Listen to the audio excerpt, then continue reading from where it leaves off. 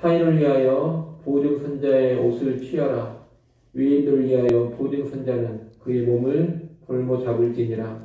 속이고 취한 음식물은 사람에게 맛이 좋은 듯하나 후에는 그의 입에 모래가 가득하게 되리라. 경영은 의논함으로 성취하나니 지략을 베풀고 전쟁할지니라. 두루 다니며 한담하는 자는 남의 비밀을 누설하나니 입술을 벌린 자를 사귀지 말지니라. 자기의 아비나 어미를 저주하는 자는 그의 등불이 흑암 중에 꺼짐을 당하리라.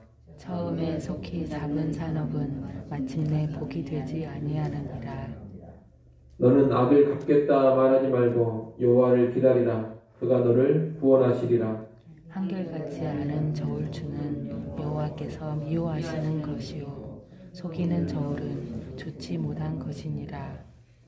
사람의 걸음은 여호와로 말미암나니 사람이 어찌 자기의 길을 알 수 있으랴.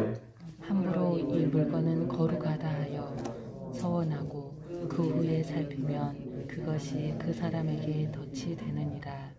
지혜로운 왕은 악인들을 희질하며 타작하는 바퀴를 그들 위에 굴리느니라.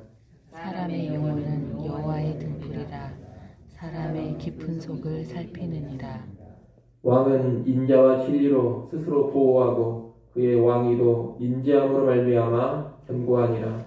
젊은 자의 영화는 그의 힘이요 늙은 자의 아름다움은 백발이니라. 같이 봅니다. 상하게 때리는 것이 악을 없이 하나니 매는 사람 속에 깊이 들어가느니라. 아멘. 오늘 본문은 특정한 몇 가지 주제로 묻기 힘들 정도로 다양한 교훈들이 주어지고 있습니다. 16절은 보증 서는 것에 대한 경고입니다.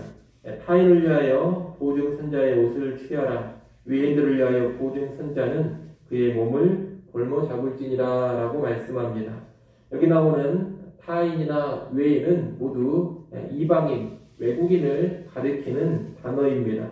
이 16절 말씀은 낯선 이방인을 위해 보증 서는 사람이 있다면 채권자는 그의 옷을 담보로 잡고 그의 몸을 볼모로 잡으라는 것입니다.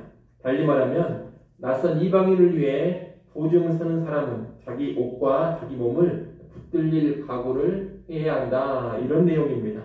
이 16절 말씀의 의미는 잘 알지도 못하는 사람을 위해서 보증 서는 것은 그만큼 위험한 일이니 보증을 서지 말라. 이런 뜻입니다.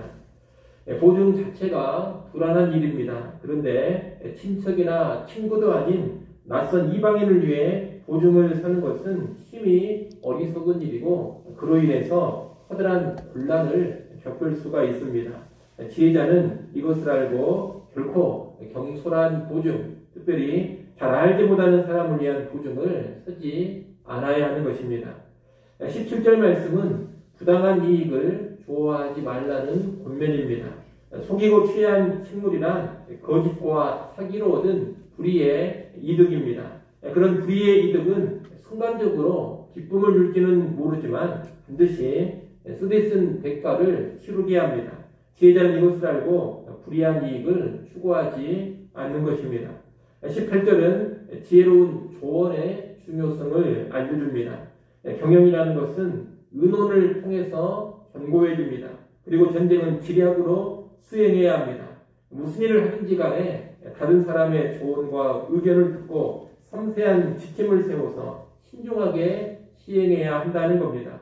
자기만의 독선적인 생각에 붙들려서 결정을 하고 독선적으로 추진하는 일들은 성공할 가능성이 낮습니다. 오히려 실패하기가 쉽습니다. 지혜자는 이것을 알고서 독선이나 독단에 빠지지 않고 언제나 다른 사람의 의견을 충분히 들으면서 좋은 조언을 받아들이면서 신중하게 일을 추진하는 것입니다.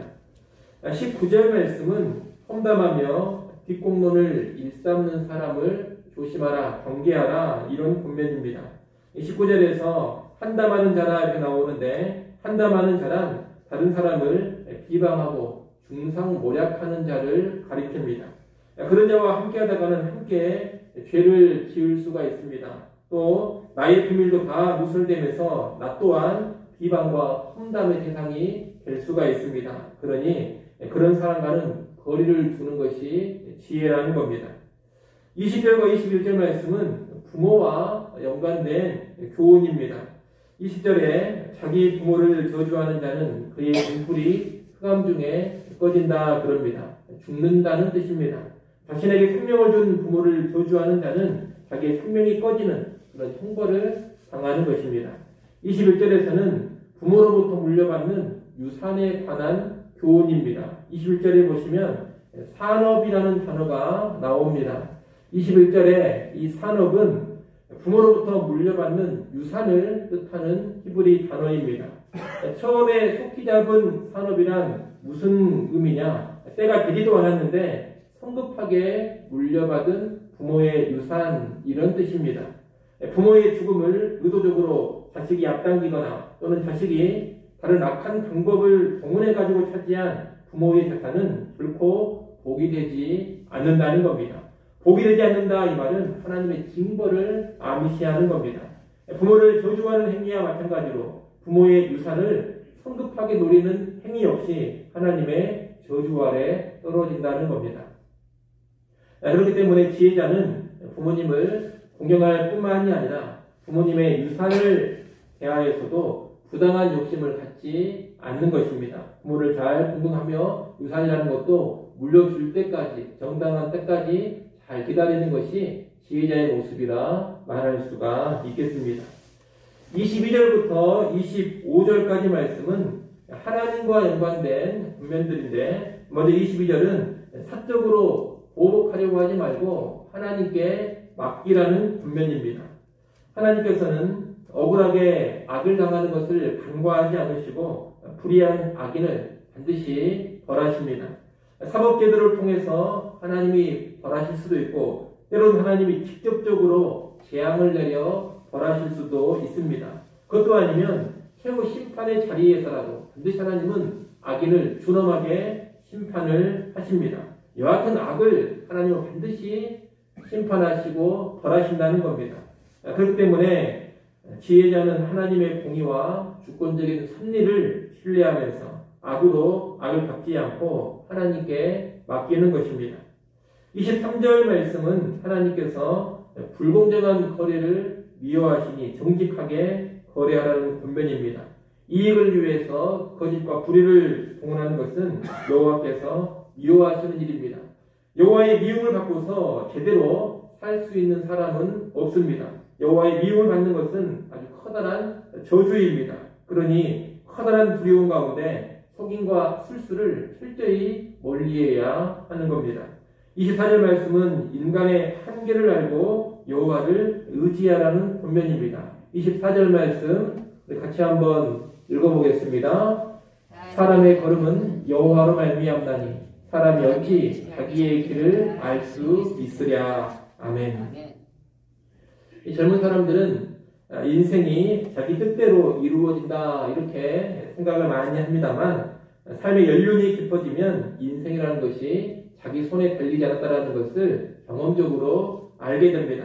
특별히 믿음을 가진 사람에게 있어서 삶의 주권이 자기가 아닌 하나님께 있다는 고백은 가장 근본적인 신앙 고백이라고 말할 수가 있겠습니다. 지혜자는 그것을 인정하며 살아가는 것입니다.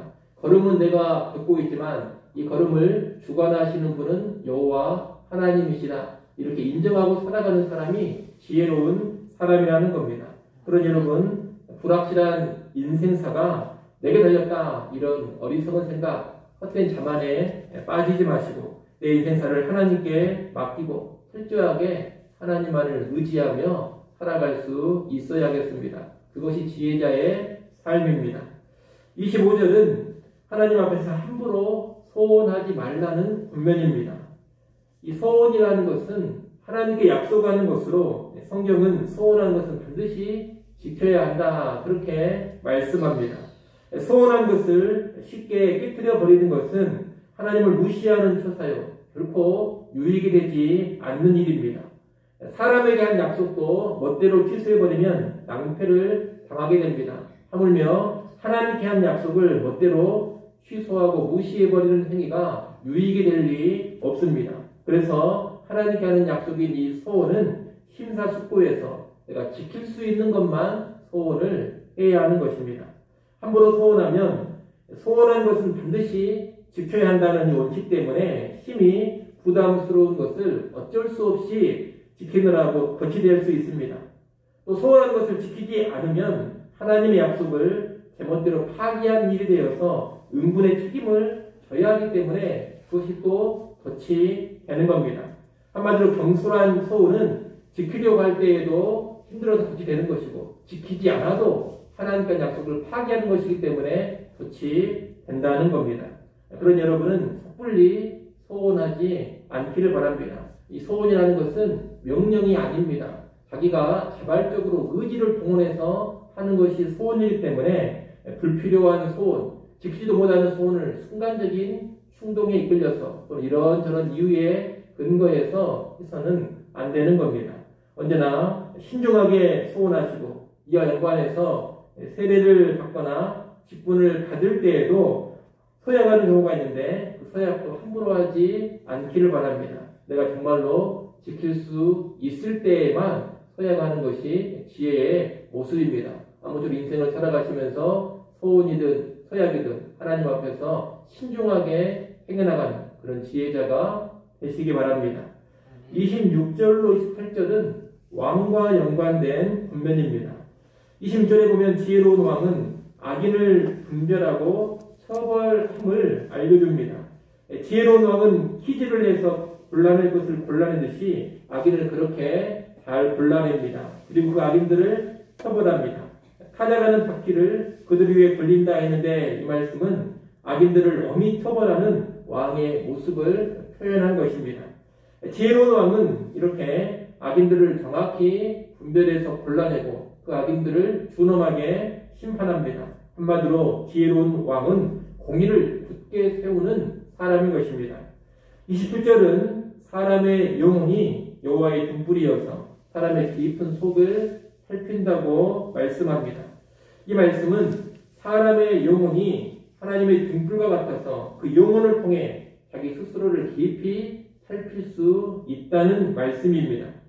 영혼을 통해서 자기 성찰과 자기 반성이 가능한 존재가 인간인 것입니다. 왕은 이러한 영혼의 기능을 잘 활용해야 합니다. 영혼으로 하나님과 교제하는 가운데 자기의 깊은 속을 늘 살피고 성찰해서 언제나 바른 길, 의의 길로 가도록 깨어 있어야 한다는 겁니다. 28절은 인자와 진리로 왕권이 견고해짐을 알려줍니다. 인자라는 것은 백성을 사랑하고 위하는 사랑의 성품을 말하는 겁니다. 그리고 진리란 악과 거짓을 미워하는 공의의 성품을 말하는 것입니다. 왕은 이 인자와 진리, 다시 말하면 사랑과 공의가 있을 때 인정을 받는 것이고 자기의 왕위가 견고해지는 것입니다. 왕에 대한 이러한 권면들은 오늘날 지도자들이 잘 기억해야 될 권면이라 하겠습니다. 지도자는 언제나 자기의 내면을 잘 성찰해야 합니다. 자기의 깊은 속을 면밀히 살피면서 하나님 앞에 그릇된 모습은 제거하고 그 중심이, 심령이 언제나 바로 서도록 해야 합니다. 그런 가운데 인자와 진리, 사랑과 공의가 균형을 이루어 가도록 해야 합니다. 그럴 때 좋은 지도자, 지혜로운 지도자, 인정받고 존경받는 지도자가 되는 것입니다. 29절 말씀은 인생의 각 시기마다 누릴 수 있는 기쁨과 아름다움이 있음을 알려줍니다. 29절 말씀도 같이 한번 읽어보겠습니다. 젊은 자의 영화는 그의 힘이요 늙은 자의 아름다움은 백발이니라. 아멘. 보통 젊음은 좋은 것이고 늙음은 나쁜 것이다, 이런 인식이 있습니다만 성경적으로 보자면 그렇지 않습니다. 인생의 각 과정에는 그때마다 누릴 수 있는 기쁨과 아름다움이 있다. 이것이 성경의 가르침입니다. 젊을 때는 힘이 자랑거리요 기쁨입니다. 넘치는 힘과 열정으로 새로운 시도와 모험을 하고 지치지 않는 체력으로 청춘을 즐길 수가 있는 것입니다. 나이가 들어서는 백발이 또 아름답습니다. 백발이란 삶의 경험과 연륜이 쌓여있음을 의미하는 겁니다.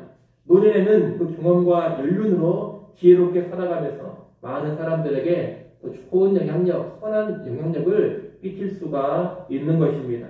그러니 젊다면 젊은이의 장점을 감사함으로 누려가면 되는 것이고, 늙었다면 늙은이의 장점을 감사함으로 누려가야 하는 것입니다. 그것이 지혜입니다. 인생의 모든 시기를 하나님 주신 장점, 강점을 잘 활용하면서 감사함으로 누려가는 것, 이것이 복된 인생의 비결이 된다는 겁니다. 그런 여러분이 인생의 어떤 시기에 있든지 간에 이 시기에 장점이 무엇인가를 잘 아시고 그 장점에 감사하면서 장점을 많이 누리는 그런 시기를 보내시기 바랍니다. 마지막 절인 30절은 엄한 훈육의 유익을 말하고 있습니다. 이 훈육이라는 것은 결코 분노에 붙들려서 하면 안 됩니다. 그것은 우리가 이미 봤습니다만 자문이 여러 차례 강조하는 것입니다. 그렇기 때문에 분노나 홧김에 체벌을 하고 과하고 부당한 벌을 주는 것은 지극히 어리석은 행태입니다. 하지만 훈육이라는 것은 엄할 때는 분명히 엄해야 합니다. 엄격해야 할 때 엄격하지 않으면 이 훈육이 무기력해져 버립니다. 특별히 악을 행하고 명백한 죄를 지은 사람을 향해서는 엄히 꾸짖고 반드시 징계도 해야 합니다. 그렇게 하지 않으면 악이나 못된 습성이 제거되지 않기 때문입니다. 엄할 때 엄해야 하는 것, 이것이 진정한 사랑의 모습이요 정말 책임감 있는 지도자, 부모의 모습이라고 말할 수가 있겠습니다. 이를 아시고 훈육하실 때 필요한 경우에는 엄하게 훈육하는 그런 지혜를 여러분이 소유할 수 있기를 바랍니다. 그리고 여러 가지 지혜의 분면들을 오늘 봤는데 여러분 인생 가운데 적절하게 적용해 가시면서 지혜의 삶 살아갈 수 있기를 간절히 소원합니다. 기도하겠습니다.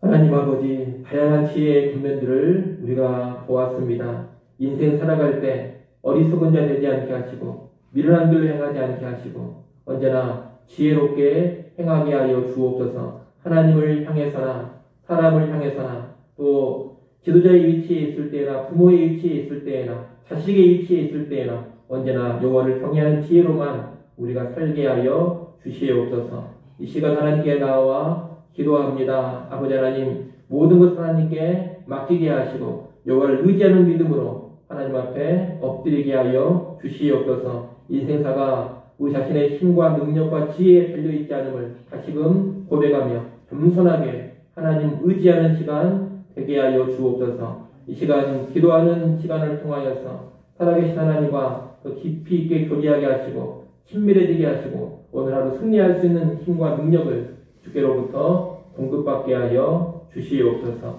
예수님의 이름으로 기도드리옵나이다. 아멘.